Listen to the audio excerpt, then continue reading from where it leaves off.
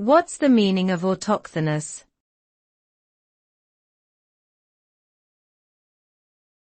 Autochthonous.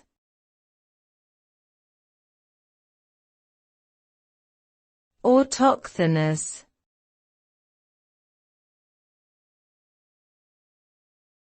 Autochthonous.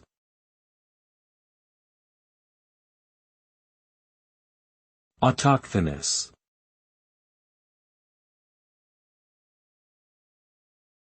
The word autochthonous refers to things or people that are native to a particular place, region, or country. It is often used to describe flora and fauna that have evolved in a specific area without human intervention. Autochthonous species are well adapted to the local environment, making them important for sustaining ecological balance. Examples of autochthonous groups of people include indigenous peoples who have lived in a region for generations. Overall, the term highlights the importance of recognizing and preserving the unique characteristics and identities of native species and cultures.